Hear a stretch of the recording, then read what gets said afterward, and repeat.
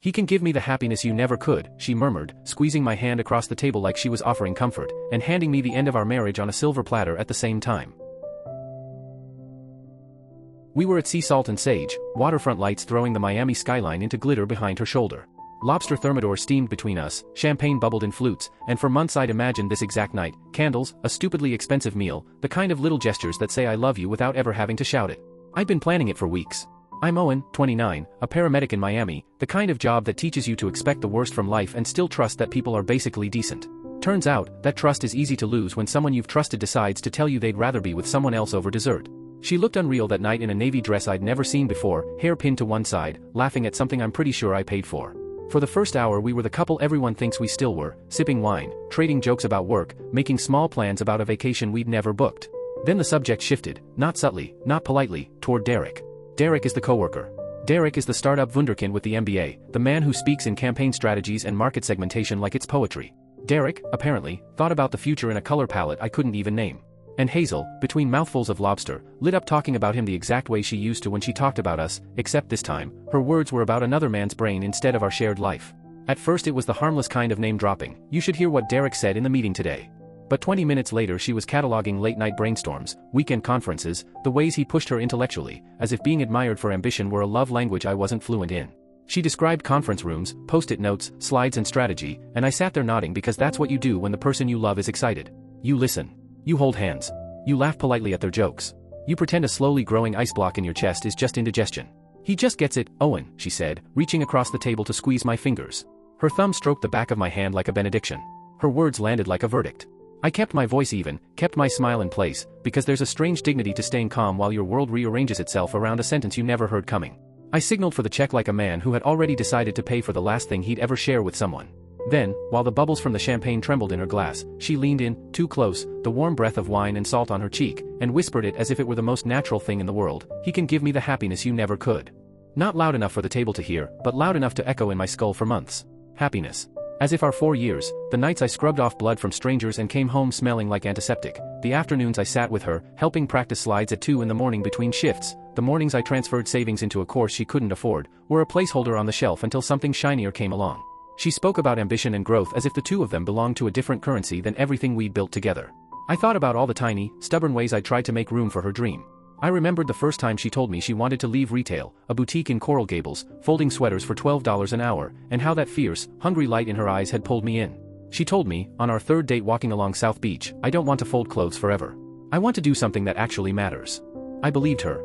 I invested in her, the $1,200 certification for digital marketing, the networking events, the wardrobe that no longer smelled like perfume from a drugstore.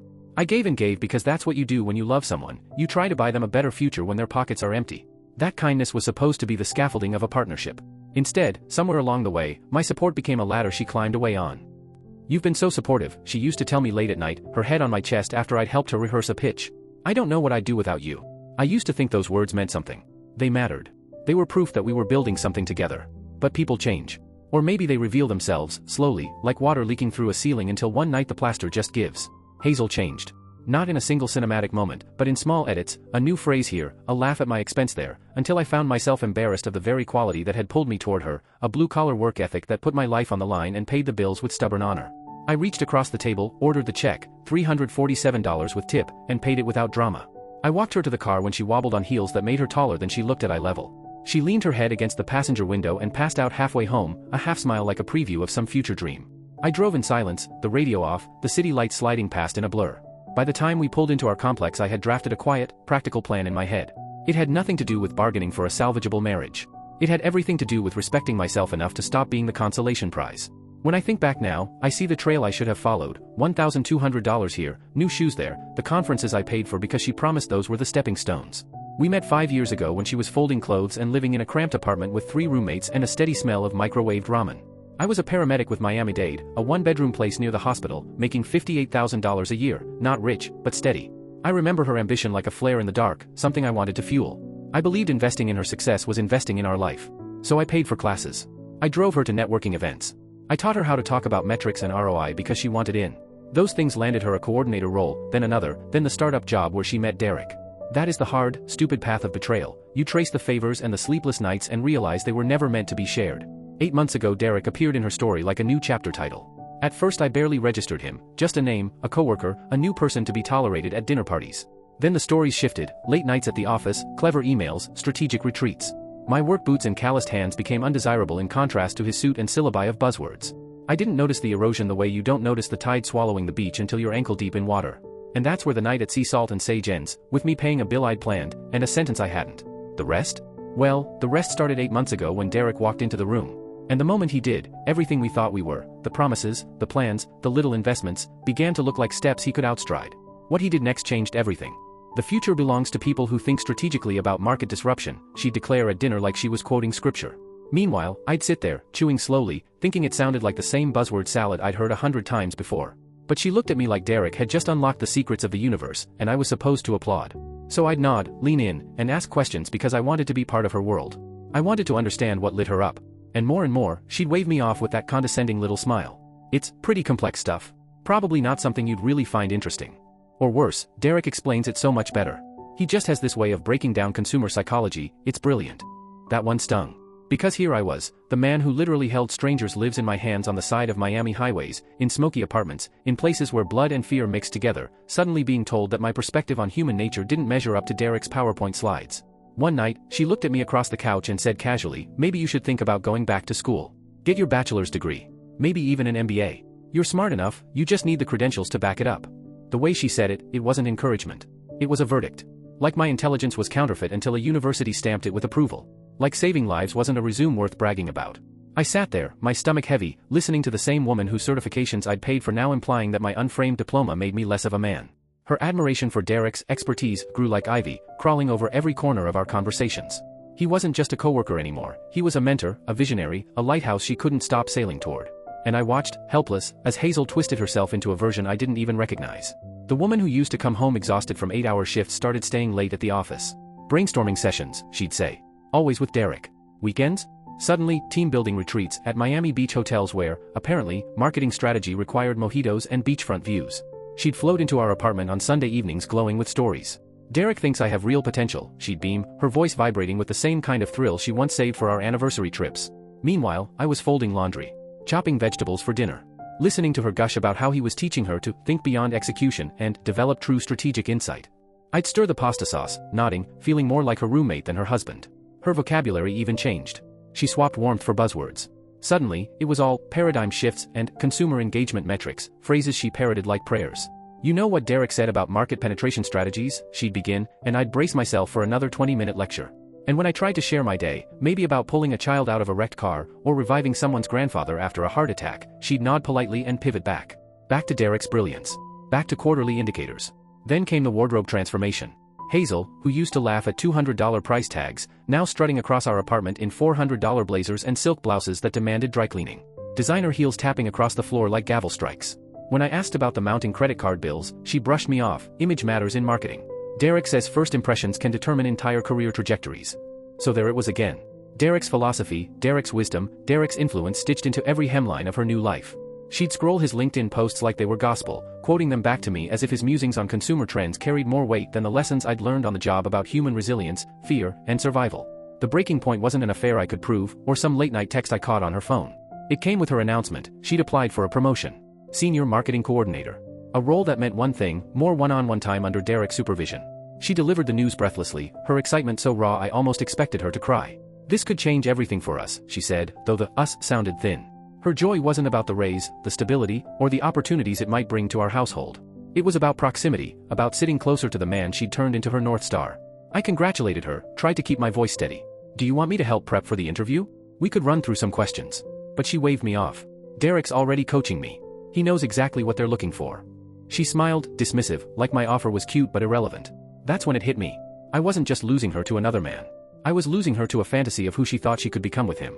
She wasn't Hazel anymore, not the woman who once felt grateful for love, for stability, for the simple fact that someone believed in her. She was chasing a version of herself she thought Derek could sculpt.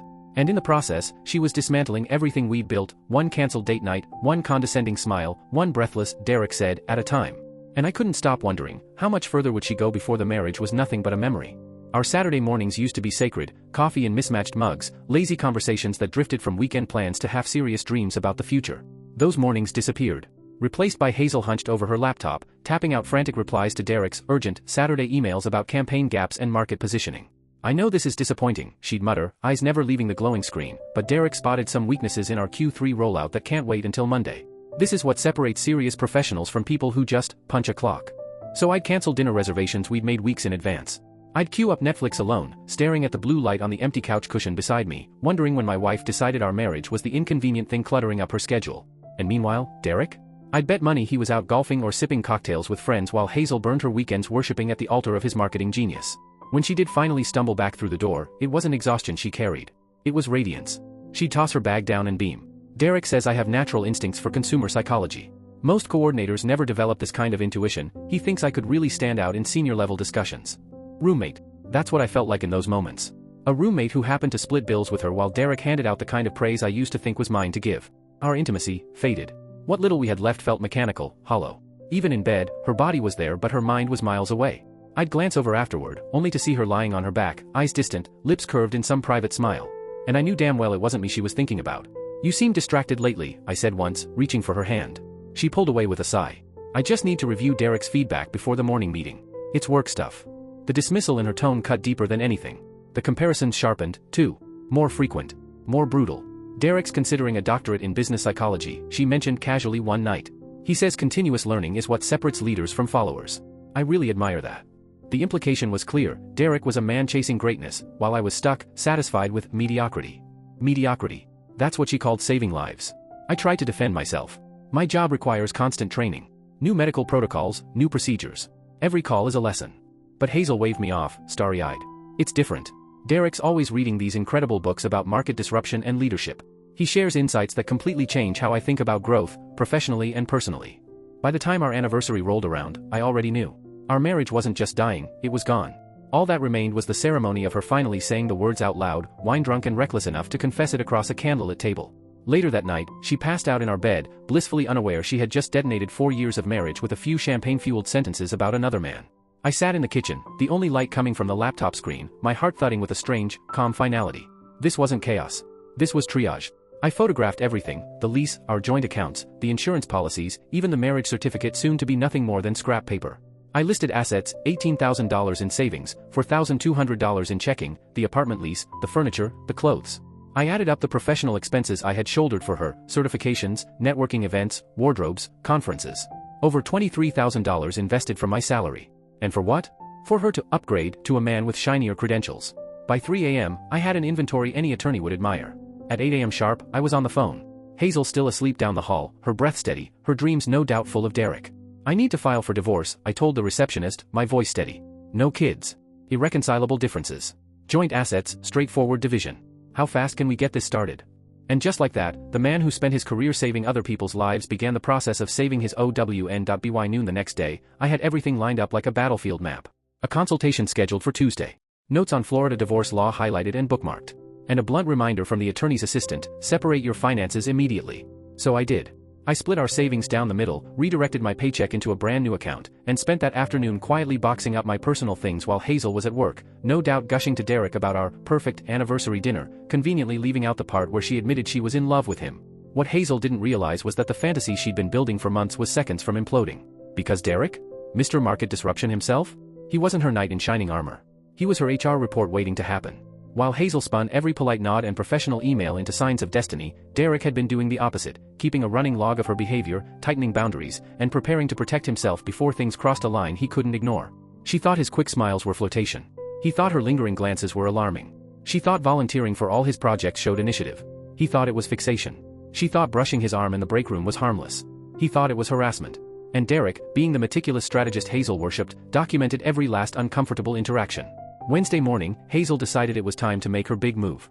She cornered him in the break room, rehearsed speech ready, her voice dripping with certainty. She told him she wanted to be honest, that she planned to leave her husband, that what they had was too important to ignore. She leaned in, expecting some grand, whispered confession in return. Instead, Derek froze her with one sentence. Hazel, I need to stop you right there. He stepped back, creating distance so clear even she couldn't misinterpret it. His voice went professional, cold, final. What you're describing is completely inappropriate workplace behavior. I'll be reporting this to HR immediately. For the record, I'm engaged. My fiancé and I are getting married this summer, and I have zero romantic interest in you or any other colleague. Hazel's world cracked right down the middle. HR scheduled a meeting that same afternoon. Derek filed his transfer paperwork to the Chicago office before lunch. By Thursday morning, Hazel's dream of trading in her paramedic husband for a marketing director had gone up in flames, taking her reputation with it. And Miami's tight-knit tech circle? They ate it up. Within 48 hours, her humiliation was office folklore. My buddy Carlos, his girlfriend worked in Hazel's accounting department, called me with the blow-by-blow. Man, you should have heard it. She actually told Derek his fiancée couldn't understand him the way she did. She gave this whole dramatic speech about destiny, about how they were meant to change the industry together. And Derek? He just sat there calmly writing notes for HR while she dug her own grave. Her coveted promotion? Gone. Handed to an outside hire who wasn't starring in a workplace scandal. Hazel herself got shoved back down the ladder, reassigned to basic social media posts any college intern could handle. Overnight, colleagues who once admired her grind started side-eyeing every email, every suggestion, wondering if she was genuinely dedicated or just chasing Derek's approval. Carlos laughed darkly. Nobody wants to be alone with her now. The team tiptoes around her like she's radioactive. And Derek's transfer? Fast-tracked. The company couldn't risk another minute of exposure. HR slapped a formal reprimand in her file: harassment, misuse of work time, unprofessional conduct. Career suicide. Man. She's done. Hazel wanted to rise. She wanted to glow. Instead, she crashed, and the wreckage was louder than any siren I'd ever heard in Miami. And for the first time in months, I didn't feel betrayed. I felt free. Meanwhile, Derek's career never took so much as a scratch. He walked away spotless, his professionalism shining brighter than ever because he'd done everything right, kept records, maintained boundaries, and refused to blur the line between business and personal. Hazel, on the other hand, was left standing in the rubble of her own making. Carlos kept me updated on the office gossip. She's telling anyone who'll listen that Derek led her on, he said one afternoon over beers, shaking his head. She swears all those mentoring sessions were really romantic signals, that she just misread things. But the problem is, everyone knows Derek. He's polite, he's consistent, he treats everyone the same. He's all business, no nonsense. Nobody buys her story. And that was the bitter punchline to Hazel's tragedy. She'd worshipped Derek's intellect like it was divine truth, but the reality she never grasped was simple: truly intelligent people don't risk their careers, their engagements, or their reputations on office affairs with married subordinates. She thought chasing his approval would elevate her. Instead, it exposed her as someone who didn't understand the first thing about boundaries, emotional maturity, or the basic ethics that actually define professional success. 6 months after the divorce, I was sitting in the waiting room of a veterinary clinic, Max, my rescue dog and running buddy, leaning against my leg with a faint limp. That's when Grace walked in. 27, a veterinarian with a calm confidence that immediately made the room feel lighter. She examined Max with steady hands, her voice soft but sure. It's just a minor strain. Nothing serious. He's clearly well cared for, you pay attention to the details that matter. That small observation hit me harder than she knew. Because for years, I'd been told my details didn't matter. That my work was noble but unsophisticated. That saving lives didn't count as thinking strategically. Grace and I ended up talking for 20 minutes while Max snored under the exam table. About her surgeries, about my emergency calls, about what it means to stand with people, or animals, in their most vulnerable moments. For the first time in years, I felt seen. Not for my paycheck. Not for my degree. But for the depth of what I did every day. She leaned back, thoughtful. You must see people at their absolute worst, she said. That takes strength. Judgment. Compassion.